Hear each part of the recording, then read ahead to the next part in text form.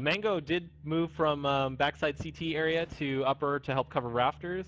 For the terrace side, it looks like we have Silly trying to creep up on ramp side, Vindeagle watching straight in lobby, Mad with Mebat and the bomb. Mebat also trying to help cover straight in lobby. Duddy playing Squeaky Door, just listening and maybe trying to figure out where the CTs are hiding.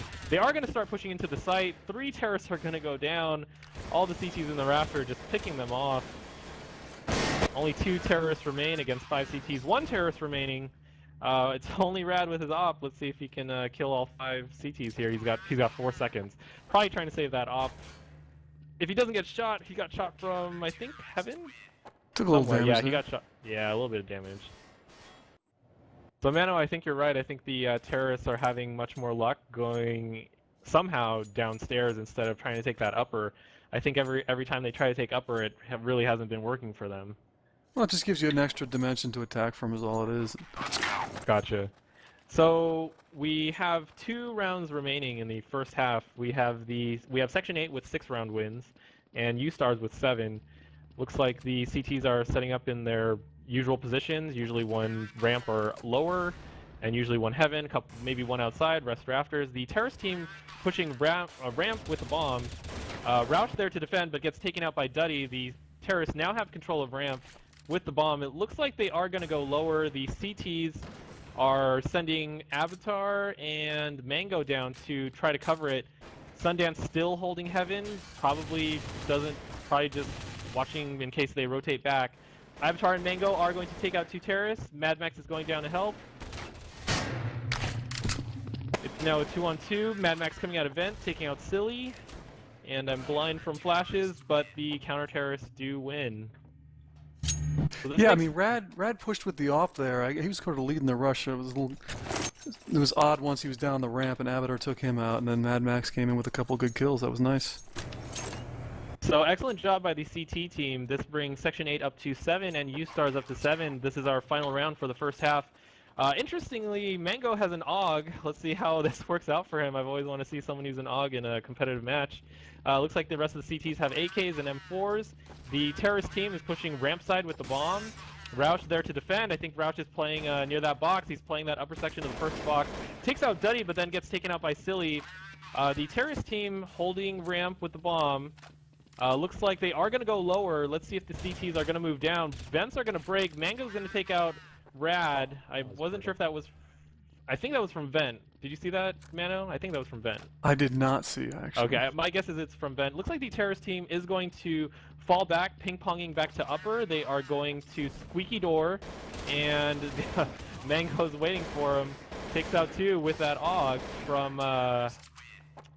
from upper site, and that will make the score 8-7, Section 8.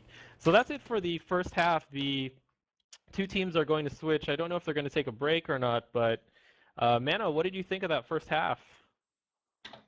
You know, I think it didn't play out the way a normal round of Nuke does, of course, especially with the 7-0 start I think we had from USTARS, which is actually an excellent start. I completely agree.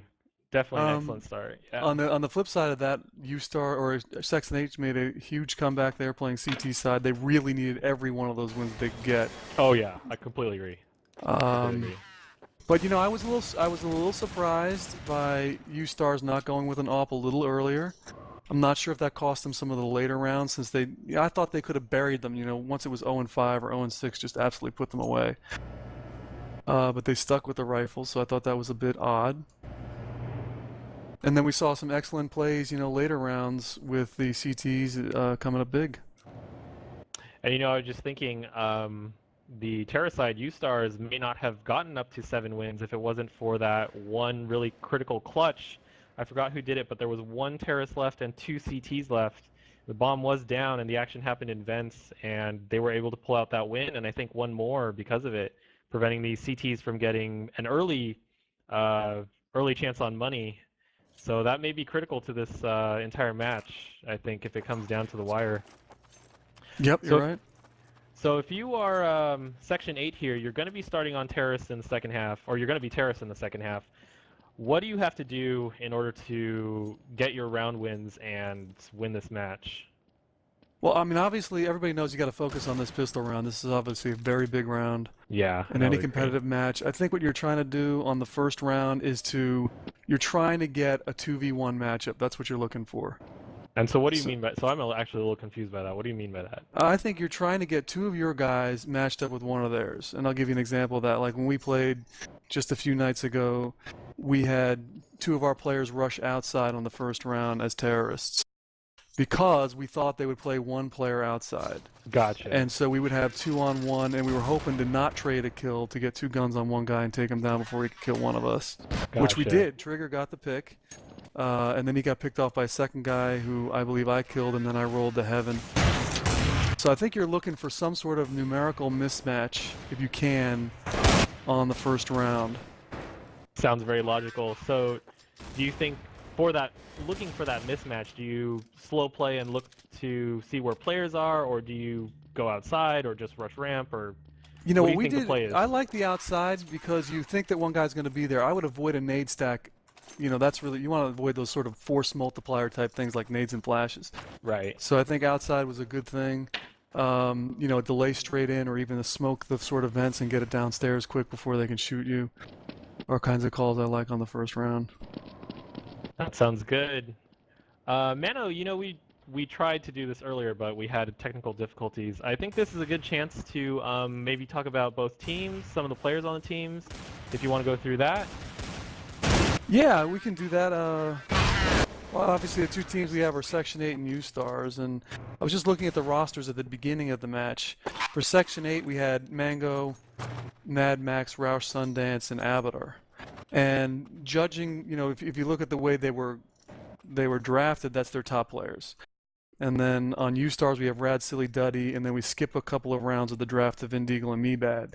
So I think that, you know, Section 8 feels like they have their best team probably on the field.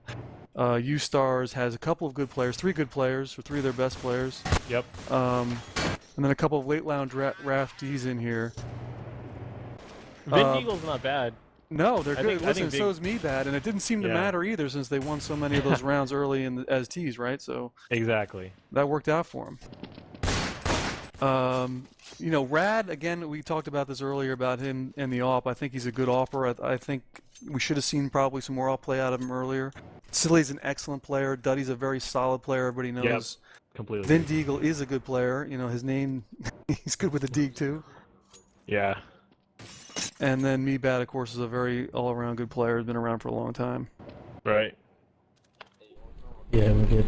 So we're gonna take a quick break here.